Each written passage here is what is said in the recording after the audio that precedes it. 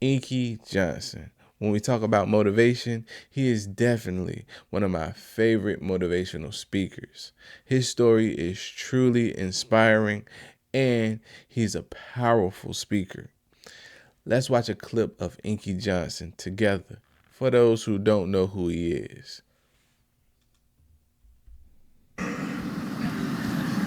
He was so embarrassed. And I'll never forget my sophomore season, I finally made it to the point in my life where I felt as if everything in my life was lining up. Spiritually, I was getting discipled. Life was in shape. On track to graduate in 3 years. Life was in shape, education. I still remember the day I was in the film room watching film, and I was watching the California Bears, and my defensive backs coach, Larry Slade, came in the room. He said, "Inky Johnson, I got some good news for you." And I dropped the clicker, and I said, "Coach, what is it?" He said, "Son, you're a projected top 30 draft pick." He said, "All you have to do is play these next 10 football games. You're an automatic multimillionaire." Ooh. I ran out of the room. I got on the phone. I called my mother and my grandmother. I said, "Listen," I said, "after this season, we will never struggle." I said, "We would never miss another meal." I said, "After this season, our lives are about to change forever." And little did I know our lives were really about to change. Hold on. So imagine that. Imagine being told that you were about to become a multi-millionaire. You know, imagine calling your mom, your dad, whomever you live with or whomever been taking care of you. He's in college at this point. And, you know, they're telling him that he's projected to become a millionaire. You know, imagine how hyped you were. Imagine the things that could happen, the lives you can affect, how you can change your family's whole trajectory with just you doing what you do and what you're great at and what you've been trained to do, what you have been striving for your whole life, right? And they're telling you that, yo, you about to make it. That feeling of we're almost there. I'm about to make it. I know that'll have anybody's heart thumping, but let's keep listening. The first game we come out, play against California Bears, I get an interception, we shut them down, we get the victory. Second game, we're playing against Air Force. It gets late in the game, found ourselves in a dogfight. Quarterback dropped back, he released the ball to the running back coming down my sideline. And I approach the tackle like I approach any other tackle, and the way I'm approaching it, either I'm gonna knock you out or you're gonna knock me out. I'm 165 pounds, I can't play with anybody. But at the point of contact, when I hit this guy, something different happened that had never happened to me before in my life. I hit him and it seemed as if every breath in my body left. My body went completely limp, I fell to the ground, I blacked out. I'll never forget when my eyes opened, my teammates ran over to me. My first guy that was over was Gerard Mayo, the middle linebacker for the Patriots, one of my best friends. And he said, "Ink, get up, let's go." I said, "I can't." He said, "What do you mean you can't? You're out lockdown corner, we need you, let's go." I said, "I can't move." I said, "There's a shock going through my whole body. I can't feel anything, man." One of the scariest moments of my life, and the shock eventually left, and it stayed in my right arm and hand. And I remember as I was lying there, I flipped my head to the left, and I could see the doctors and the trainers running onto the field, and I flipped my head up to the sky, and I said, "God," I said, "surely nothing has happened in this moment that can alter my life." I flipped my head back over to the left, and they were bringing the spine board out. I flipped my head up to the sky, I said, "God," I said, "that's precautionary measures, right?" They get me up on the spine board, they're wheeling me off the field, and I looked at the doctor because I couldn't feel my right arm. They had poked me with all type of needles. "Inky, can you feel this? Can you feel?" I couldn't feel a thing. And I said, "Doc, can you lift my right arm and hand?" He said, "Sure, Ink," and he raised it up, and I lifted my left. And I pumped it to our supporters. I don't believe in using the word fans. I think it's an arrogant term. Who am I to call a person a fan? They pay to see you play. They're supporting you. And as he was bringing my arm down, I looked at the doctor. I said, "Oh yeah." I said, "I'll be back." Never thinking that would be the last game that I would ever play in my life. They get me in the ambulance, things turn up a notch, I still don't pay it any mind. They get me over to the hospital, said, "Inky, we're gonna take you back and run some CAT scans." They took me back, they ran the CAT scans, and they rolled me back into my room, and I'll never forget it. All in about a 15-second time frame, I was lying there in my bed, and I could see over my right shoulder. And I looked at my father, and we caught eyes, and my father, he went to take a step in, and he looked at me, and he said, "Son, I can't do it." And he walked out. My mother, she came in, she was running, she kissed me on my forehead, she said a prayer, she said, "Ink, everything is gonna be okay," and she ran out. And as soon as my mother stepped outside of the room, the doctor rushed in from the opposite side, and he said, "Hey, get in there, we gotta rush this guy back to emergency surgery, he's about to die. I said, what? I said, my mom just told me everything was going to be okay. Like, this is total opposite. You talking about I'm about to die. I said, what happened? He said, son, what happened? You have busted up subclavian artery in your chest. You're bleeding internally. Have to rush you back and take the main vein out of your left leg and plug it into your chest in order to save your life. And when I woke up from recovery, the same doctor was standing over me. He said, Inky, I have some good news and some bad news for you. I said, you got some bad news for me? After telling him I was about to die, I'm still alive. How bad? He said, the good news is, son, we saved your life. I said, thank you, sir. He said, the bad news is you have nerve damage in your right shoulder. I said, cool. He said, we got to send you up to the Mayo Clinic in Rochester, Minnesota. I said, cool. He said, but the problem is, Ink, you probably can never play the game of football again in your life. So imagine that. Imagine telling your family that we're about to be okay. We're going to make it. You guys going to love the life we're about to live because I'm about to elevate us off this game of football. And then something happening to you. You know, yes, your life has been saved because the doctor said he could have died, but the whole dreams, all those dreams that you just had could possibly be on the line. And now the things that you had been practicing for, striving for, it could all go down the drain right here. So imagine the emotion that my man Inky is feeling right here in this moment. Let's keep watching. I said, no way. He said, yeah, Ink, you got some pretty bad nerve damage. I said, no. I said, Doc, no disrespect, man, but I'm 8 games away. Like, Doc, no disrespect, but this is about to change my family's life. Doc, I've been working for this ever since I was 7 years old. Doc, there's no way. God, not now, God. Like, let me make it to the NFL so I can help my family first. Like, we miss Mills. And you're talking about my career could end right now? Like, no way. And I snapped out of it. I said, man, I never cheated. I said, there's no way. I never cheated. I never cheated myself. I gave everything I had to it, and I respected it. I never cheated. There's no way that my career can be over. I said, send me up to the Mayo Clinic. And after several visits, I'll never forget, this is when reality set in. It was me, my mother, my father in the room, and the doctors came in. They said, Inky Johnson, here's the deal. They said, son, you have torn all the nerves in your brachial plexus. They say your brachial plexus are the nerve roots that go from your spine, and they come down, they control your shoulder, your arm, and your hand. They say you have torn them at all levels. They cannot be replugged.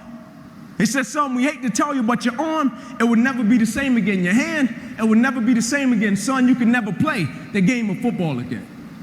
They said, son, here are your surgery options. We could take a muscle out of the back of your left leg, plug it into your right arm, but there's a possibility that you'll be left with a weak left leg and a weak right arm the rest of your life.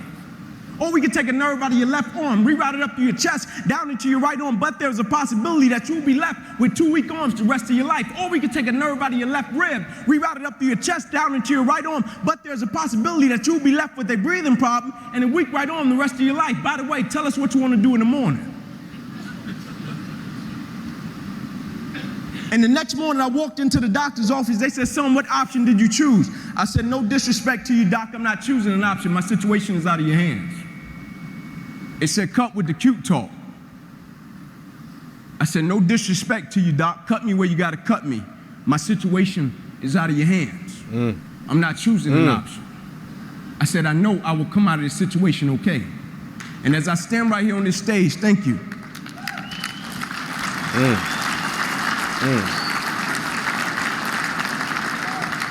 I can feel Inky on this one. Oftentimes, we like to try to play God, or we think man can play God, but in certain circumstances, it's out of the hands of mortal men, and we got to let God have it. As I stand right here on this stage before you today, they cut me 6 times down my left thigh. They cut me 2 times across my right rib. They cut me 2 times across my right pec. They cut me 1 time across the left side of my neck, 1 time across the right side of my neck. They cut me from the bottom of my armpit all the way down to the bottom of my hand. And after they got through cutting on me, they said, son, you're going to be in this hospital for the next 40 days. I walked out of the hospital on the 3rd day. They said, you broke a record. How did you do it? Won't he do it? Won't he do it? And I said, first and foremost, the thing I want y'all to understand, I will never let a circumstance or a situation define my life. Okay.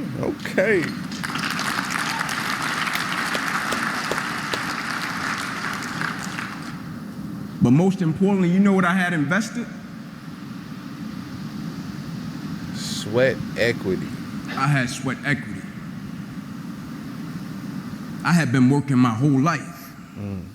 And what I didn't understand, by being determined to chase something, by being committed to it, and what commitment is staying true to what you said you were going to do long after the mood that you have set it in has left. You see, people think commitment is saying, yes, I'll do it on the days when it feels good.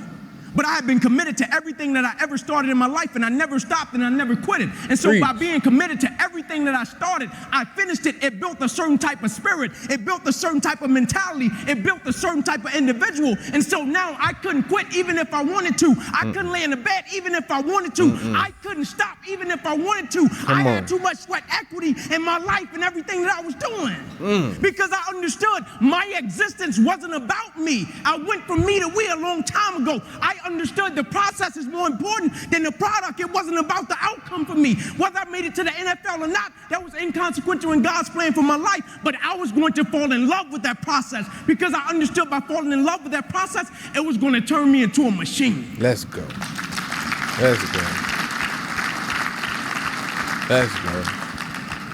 You see, a lot of people need things to get motivated. A lot of people need a little extra money to get motivated. A lot of people need, whatever the case may be, a little bonus to get motivated. I don't need anything but breath in my body and life. Let's go. And every day I wake up, I understand I got 2 children depending on me. I understand I got a wife depending on me. I understand I got a world that needs me. The reason I go at life with the passion and the zeal that I go at it with is because I understand every day of my life is somebody in the world that is dependent on me. It may not be you, and if it's just about you, you're in trouble, because I'm telling you, you're going to hit something in life that's a lot tougher than you, and it's going to test your will and it's going to test your heart. And if it's just about you and if it's just about the product, it will crush you. Every day I get up, I understand it's somebody in the free world that's looking at me to see if I'm going to keep going. And so I can't quit.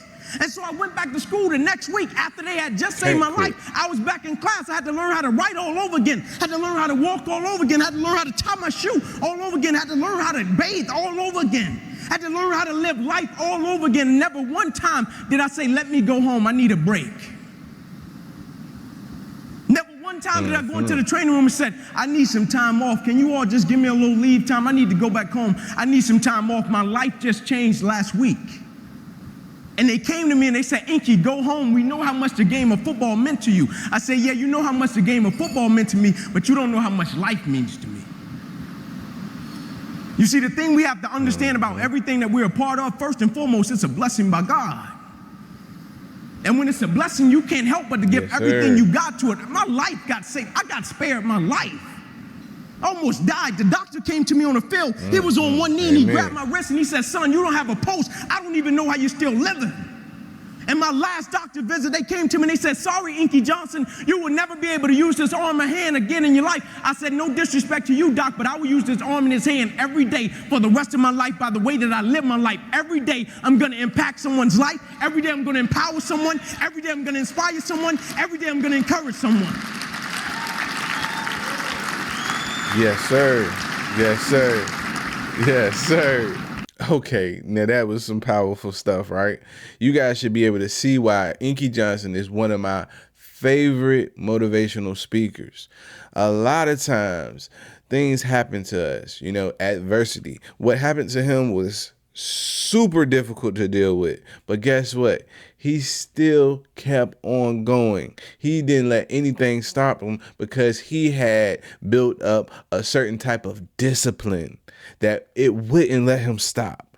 It wouldn't let him stop. And he felt grateful. He had another level of gratitude. Some people could look at a situation like, dang, God just took something away from me. Just took it away from me. But he was able to see the blessing in it too, that his life was spared. And he used that as, I need to be grateful and I'm going to keep moving because it's a possibility that I would not be here if it wasn't for the grace of God. And now his mission is to motivate people. He was like, He left me here for a reason. I'm going to motivate people. I'm going to make sure that I touch people.